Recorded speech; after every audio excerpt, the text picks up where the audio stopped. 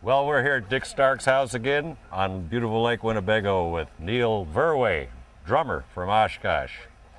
We've known each other probably 30 plus years. Yeah. And haven't seen each other in probably 25 plus years. Quite a while.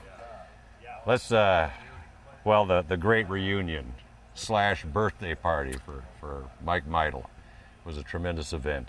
I mean, a heartfelt, time-depth type event. You know, I and you and everyone saw people they hadn't seen, in some cases for decades, in some places sometimes for many years. But I want to get a little feed on your origins in the music business. You know, Sure. Your first bands, your origins, what you might have been listening to, what some influences were. Get a feel for your start, and then just kind of take it on through. Okay, well, I wasn't in the music business as long as a lot of the other guys, but as a kid I played saxophone. I always had a pretty good ear for picking out melodies, and my folks bought me the little plastic M&E saxophones all the time, and when I was about 12 or so I got an actual alto sax and took lessons for several years and enjoyed that. But then when the Beatles came out, they didn't have a sax player.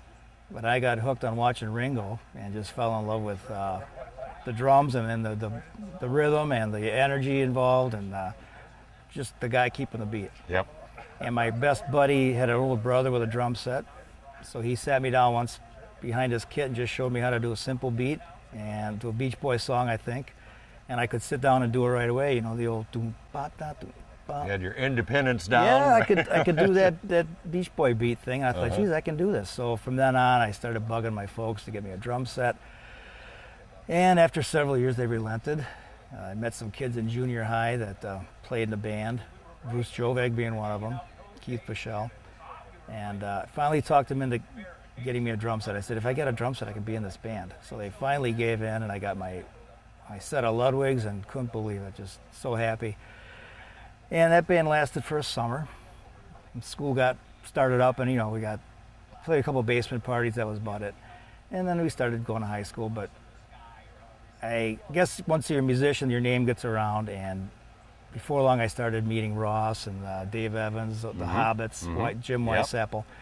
We'd see them watch the Hobbits play at the park dances and rec dances. Yep. And eventually I walked into my house once, and all these guys were downstairs jamming, Bruce Joveg and Tom Thiebel, and Renee Litzloff, remember Renee? And from then on, I was kind of just part of the musician crowd at the high school, which was, to me, very cool. And we're talking about what?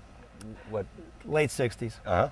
67, I got my drums. So you were in there. Yeah, by then I'm friends all of a sudden with Thiebel, Evans, Ross, the Weisapples, met all these guys. Meidel, you know, once you hang around with the Weisapples, you meet Meidel and Nick Christus and Nugent and Bob Miskey, you know. So then it was the blues core. Yeah, exactly. Of the Oshkosh. hardcore musicians at West, which was a fun gang to be in.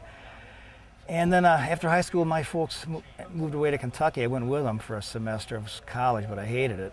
And I stayed in touch with everybody here, and found out again, you know, hey, if I came back, I'd maybe be a drummer, you know, in a real band. So I came back in May of '71, and then I played with Thiebel, Yankee, and Ross in the Carrots. And that's a hot start. Yeah, I remember that band. That was it. I saw that band many Yeah, times. we were just a quartet, but Dave was the only singer, but we did things kind of out of the ordinary and did what we wanted, and tried to get things down pretty tight. We were all pretty decent players.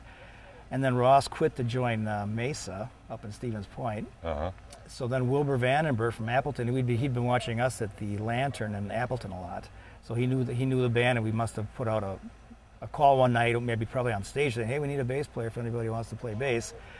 So Wilbur joined, and then he brought to us the whole funk Wilbur Tower and of Zen, Power. the duo. Well, he was Appleton. He was into the Tower of Power scene, and all the R&B stuff. We got more heavily into that. We were bluesy before that, then he got us into all the funky stuff.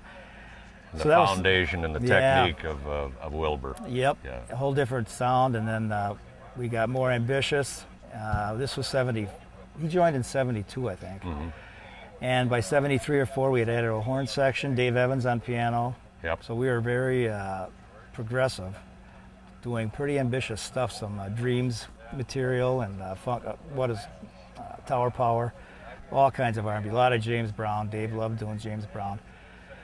And we eventually made a big trip out to Canada, to Vancouver, and we were going to work our way back to Oshkosh. We were playing at a great club in Vancouver called Oil Can Harry's.